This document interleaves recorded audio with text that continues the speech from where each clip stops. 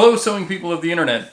So in this video I want to talk about a machine that I've talked about and showed a few times in videos in the past, but I've never done a video about this machine. And I want to just start out by saying, so this is a Singer Featherweight, you probably know that from the title. I just want to start by saying I'm not an expert in this machine. I'm not an expert in any sewing machine, but particularly not this one. This is my second one. I have one that I inherited from my grandmother, and this one was given to me by a friend who wanted me to have it more than she wanted a few $100s from a stranger, which I'm very grateful for. So the reason I haven't really done a video about this machine is it isn't necessarily a machine that fits very well into the realm of sewing that I live in and am familiar with, and probably many of you, or at least regular viewers of my channel, might also be in that realm. And that's the, MYOG, making, bags and useful items, often out of heavier fabrics. But there is an aspect of that this machine is actually quite good at. So I'm going to tell you a little bit about the machine. This is definitely not a video that's going to be an in-depth guide on the Singer Featherweight. If you are completely unfamiliar with this machine and want to know more, there's plenty of videos and websites dedicated to this machine, so this could be a great jumping off point. But if you're aware of this machine and have wondered if it might be a good machine to use for MYOG projects, then I'm hoping this video will help you make that decision. So the Singer Featherweight is the model 221. I think there's also 222. There may be other models, and there's probably a dash after those numbers. If I had taken 3 minutes to Google it, I could say that with some authority, but feel free to do some Googling yourself. I didn't take those 3 minutes. Stylistically, this machine is, I think, intended to be a baby version of the Singer 201. I mentioned that a long time ago in a video that this was like a miniature version of the 201, and someone pointed out that it uses a different bobbin and it's not a direct drive, and all these differences. And I get that. It's not what I'm saying. What I'm saying is I think it's stylistically supposed to look like a 201, if for no other reason than the 201 and the 221 are the featherweight models. And when I say 201, I mean the 201-2. Those are the only machines that have this light on the front of the machine. Other older Singers have a different light on the front, but this light, as far as I know, is unique to the 201 and the featherweight.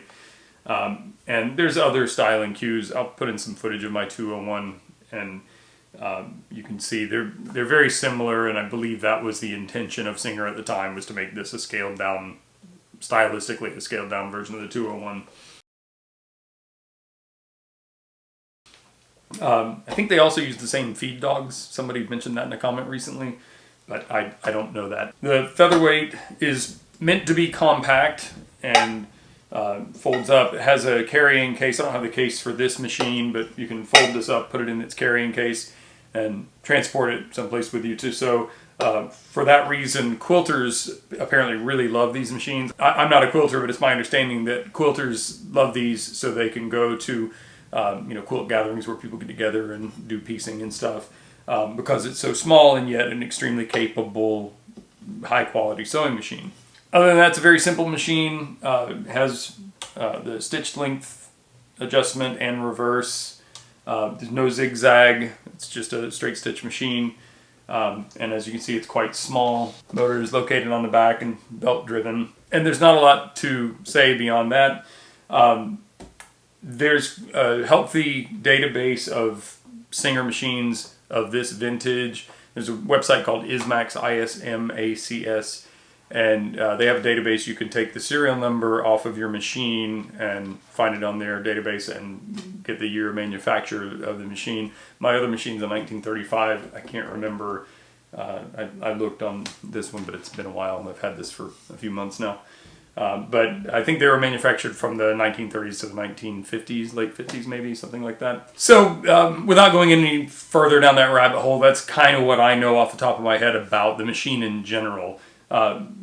More importantly, does this work for someone doing the kind of stuff that I typically kind of do, and is this a machine that you should seek out? So the first thing you need to know about Singer Featherweights on the used marketplace is that they seem to command very high asking prices. I'm specifically saying asking prices because I only know what I see them advertised for. I have no idea if they sell or what price they sell for after negotiations and stuff. I've not bought one.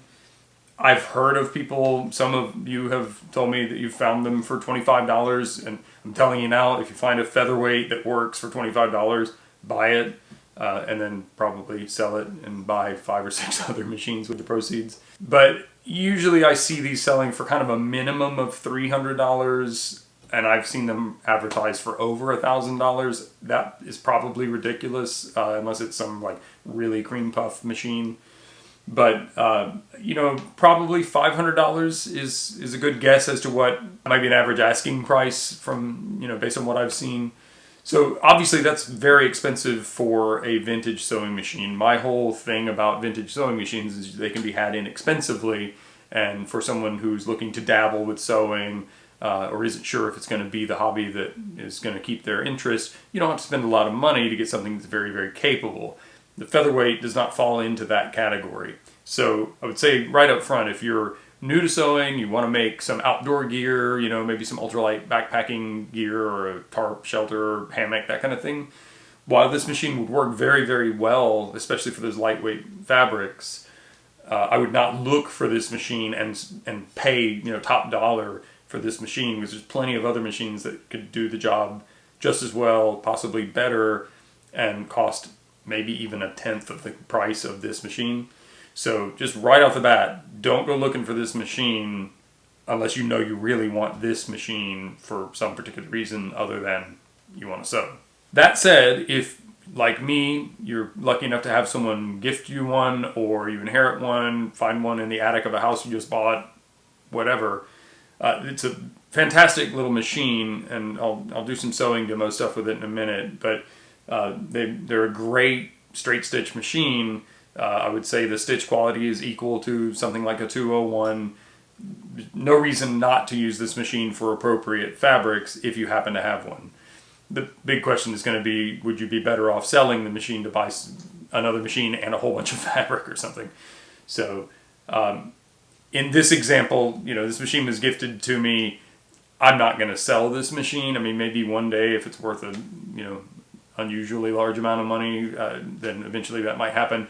But for the foreseeable future, I'm keeping this machine and going to be using it as the person who gave it to me expected. So, so given that, I'm just going to use this machine when I have a project that's appropriate to it. So on the topic of what's appropriate, so one of my very first sewing projects was a camping hammock that was made out of 1.1 ounce sil nylon, something like this fabric.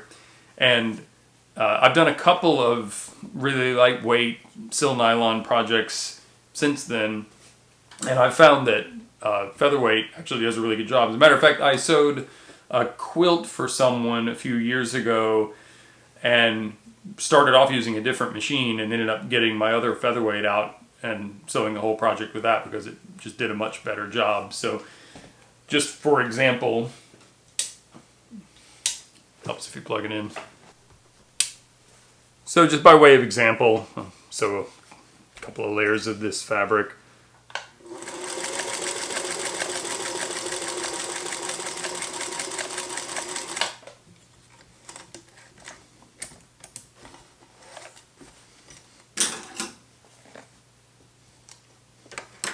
And, you know, no big surprise, but it sews that very, very well. Another great use of this machine would be if you like to sew Tyvek. So I'm just folding in a double fold hem, something you might typically do.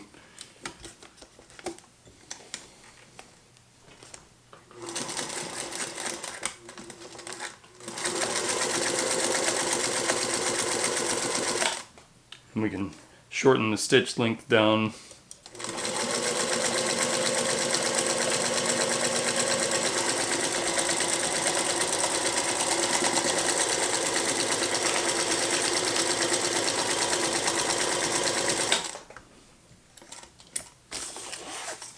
And, you know, nothing much to see here, just no drama. Does a great job of sewing that fabric. Here's the back side. Or Tyvek. I don't know if Tyvek is technically fabric, but you get the idea. I'm currently working on some apparel projects, something I have not done much of in the past. And a common practice when making apparel is to make a muslin trial run of your project in this muslin cotton fabric because it's inexpensive and you can do some trial and error. And that's also something that this machine can do quite well. So you might wonder, okay, well, yeah, of course it's good at doing really lightweight fabrics, but what about something heavier? So this is some 1680 denier ballistic nylon. It's basically the heaviest fabric that I typically use. I'll just fold in a double fold hem here.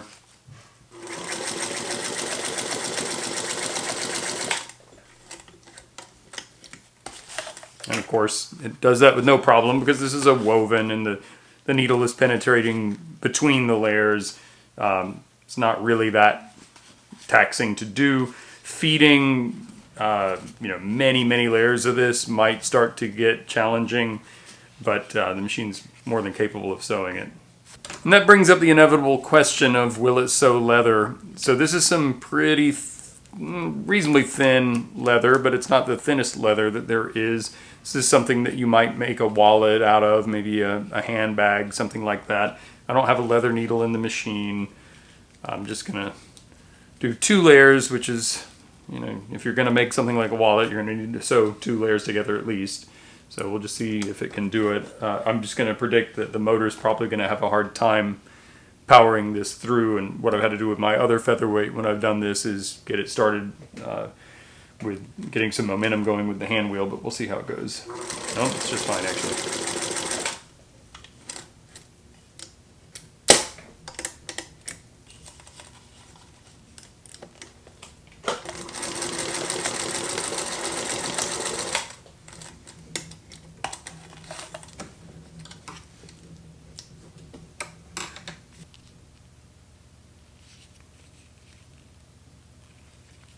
It might be technically possible for it to sew through some leather like this, but I'm not going to try it because I don't want to torture this machine needlessly. That's not what it's made for. Hi. Do you want me to put on the camera? No, it's on. Oh, good. Right. Here, let's turn that off. There. Where are you going? Aren't you going to help me? Can't get good help around here. Bottom, look.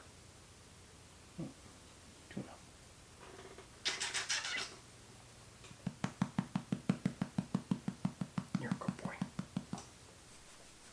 You're a good boy.